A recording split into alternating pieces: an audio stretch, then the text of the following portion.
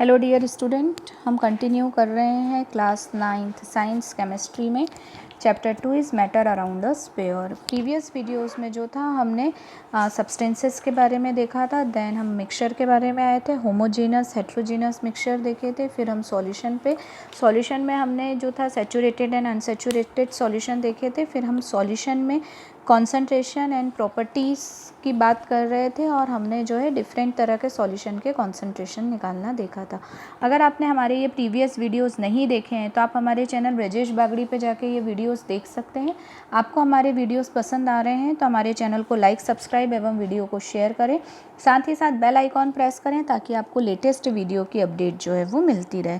आज हम स्टार्ट कर रहे हैं व्हाट इज़ सस्पेंशन। अब सस्पेंशन क्या होता है, आपको याद हो हमने जो एक्टिविटी की थी 2.2 उसमें हमें जो था वो तीन तरह के रिजल्ट्स मिले थे। एक सॉल्यूशन मिला था, एक सस्पेंशन मिला था और तीसरा कोलाइडल मिला था। तो non homogeneous systems like those obtain group C activity 2.2 में जो हमें मिला था, जिसमें हमें सॉलिड जो थे वो लिक्विड में डिस्पर्स्ड क्लियरली दिखाई दे रहे थे। यदि हम चॉक पाउडर या सैंड पार्टिकल्स या वाटर में या लिक्विड में डालते हैं तो वो अनडिजॉल्व रह जाते हैं और वो जो कहलाता है, मतलब कि जहाँ पर सॉल्यूट एंड सॉल्वेंट के पार्टिकल्स आपस में मिक्सड नहीं हो पाते हैं, वो कहलाता है सस्पेंशन। तो हम ये बोल सकते हैं सस्पेंशन जो है एक हेट्रोजीनस मिक्सचर है। हेट्रोजीनस क्यों है? क्योंकि हमें सॉल्यूट एंड सॉल्वेंट के पार्टिकल्स जो हैं वो सेपरेटली दिखाई देते हैं। अब ऑब्वियस बात है, पार्टिकल्स का जो साइज़ होता है वो बड़ा होने के कारण we easily see with the naked eye, है ना, मतलब ये इजीली विजिबल होते हैं विथ नेकेड आई क्योंकि साइज़ ऑफ पार्टिकल्स जो होते हैं वो बड़े होते हैं। अब यदि हम प्रॉपर्टीज़ ऑफ सस्पेंशन की बात करें तो it is the homogeneous mixture, हमने अभी देखा है ना। सस्पेंशन क्या है? एक होमोजीनस मिक्सचर है। फिर पार्टिकल्स के सस्पेंशन के जो पार्टिकल्स रहते हैं वो इजीली नेकेड आई से देखे जा सकते हैं ना। Particles of suspension can be seen by the naked आई। फिर देखें तो हम पार्टिकल्स जो होते हैं वो बीम ऑफ लाइट को स्कैटर करते हैं। हमने ये देख चुके थे, it shows the Tyndall effect. Beam of light को स्कैटर करते हैं, मतलब हमें पाथ शो होता है, उसमें से जो है हमें लाइट बीम जाती हुई दिखाई देती है कि इसमें से निकल के जा रही है ना। तो it shows the path of the light. फिर सॉल्यूट पार्टिकल्स जो हैं, अगर हम थोड़ी देर तक सस्पेंशन को अनडिस्टर्ब छोड़ दें तो ये सॉल्यूट के पार्टिकल्स जो हैं वो क्या हो जाएंगे?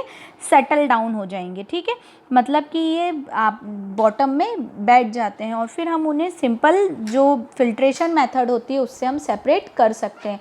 हम सॉल्यूशन के पार्टिकल्स को सेपरेट नहीं कर सकते थे, है ना।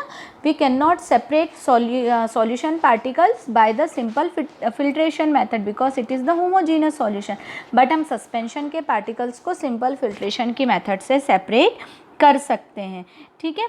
अब आगे हम देखें यदि तो ये जो है ऑल अबाउट द सस्पेंशन। अब हम देखें what is the colloidal solution. अब कोलाइडल सॉल्यूशन क्या होता है?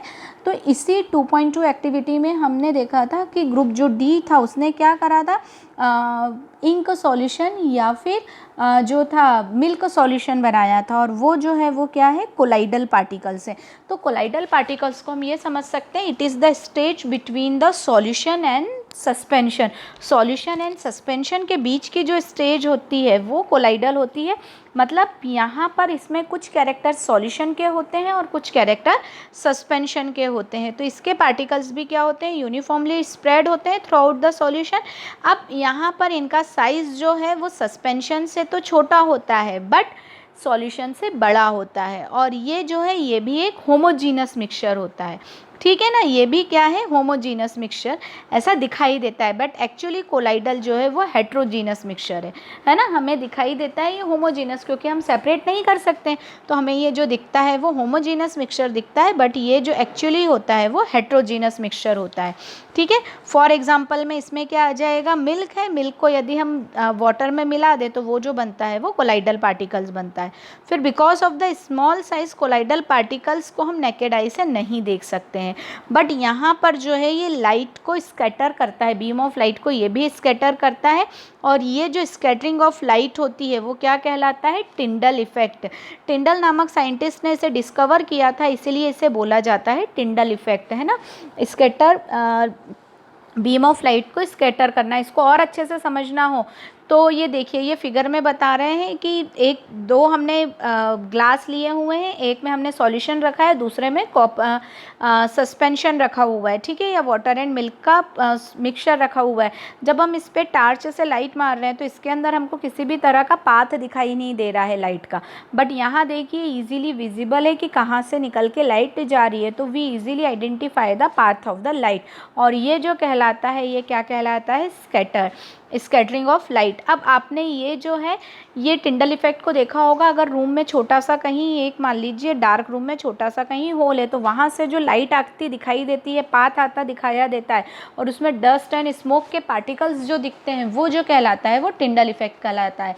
या फिर बहुत ही डेंस फॉरेस्ट में, ये डेंस फॉरेस्ट है एकदम, और यहाँ पे जो कैनोपी ऑफ ट्रीज़ रहती है, मतलब टॉप से जो रहता है लाइट आकर पूरी तरह इस तरह से फैलती है और हमें जो ये पाथ विजिबल हो रहा है, ये जो है ये क्या कहलाता है, स्कैटरिंग ऑफ लाइट, है ना। और यही जो है वो क्या है, टिंडल इफेक्ट है ना। ये डेंस फॉरेस्ट में इजीली आइडेंटिफाई हो सकता है, वहाँ पे एकदम जो है लाइट ऊपर से आती है और फिर धीरे धीरे फैलती है और हमें उसमें उसका पाथ जो है लाइट का दिखाई देता है कि यहाँ से लाइट आके इस तरह से स्कैटर्ड हो रही है। तो ये जो है ये क्या कहलाता है, टिंडल इफेक्ट कहलाता है। अब यदि हम प्रॉपर्टीज़ ऑफ कोलाइडल की बात करें तो ऑब्वियस है ये भी क्या है, हेट्रोजीनस मिक्सचर है ना। कोलाइडल जो है हेट्रोजीनस मिक्सचर है। अब साइज ऑफ पार्टिकल्स जो होते हैं स्मॉल होते हैं, इसलिए हम इन्हें नेकेड आई से नहीं देख सकते हैं, ठीक है। फिर ये इतने बड़े होते हैं कि आसानी से लाइट को स्कैटर करके टिंडल इफेक्ट को शो करते हैं और पाथ विजिबल करते हैं। इतने छोटे होते हैं कि नेकेड आई से नहीं देख सकते, बट इतने बड़े होते हैं कि पाथ विजिबल कर सकते हैं लाइट का, स्कैटरिंग ऑफ लाइट से, ठीक है। फिर उसके बाद इसके पार्टिकल्स जो हैं वो सेटल डाउन नहीं होते हैं। यदि आप काफ़ी देर तक इसे अनडिस्टर्ब्ड रखे रहें तो भी कोलाइडल जो है वो स्टेबल रहता है ना, स्टेबल सॉल्यूशन रहता है, इसके पार्टिकल्स सेटल डाउन नहीं होते हैं। फिर हम जो सिंपल इसे प्रोसेस से, फिल्ट्रेशन प्रोसेस से इसे अलग नहीं कर सकते हैं कोलाइडल सॉल्यूशन को, बट इसके लिए अलग से एक मेथड जिसे बोला जाता है सेंट्रीफ्यूगेशन। सेंट्रीफ्यूगेशन मतलब होता है एक रोटेटर जिसमें तेज़ी से घुमाया जाए। आपने घर में देखा होगा दूध से जो बटर निकलता है वो सेंट्रीफ्यूगेशन से निकलता है। फिर उसके बाद हम जो वॉशिंग मशीन में कपड़े स्क्वीज़ करके ड्रायर में करते हैं वो भी क्या है, एक सेंट्रीफ्यूगेशन है। तो these are the different use of the centrifugation, ठीक है। तो इसके थ्रू, सेंट्रीफ्यूगेशन के थ्रू क्या किया जाता है, कोलाइडल पार्टिकल्स में से उसके पार्टिकल्स को अलग अलग किया जाता है। तो these are all about the suspension and colloidal particles. I hope so आप लोगों को कोई इसमें प्रॉब्लम नहीं होगी। फिर भी यदि कोई डाउट, कोई प्रॉब्लम है तो आप मुझसे पूछ सकते हैं। Keep study, keep watching. Thank you so much.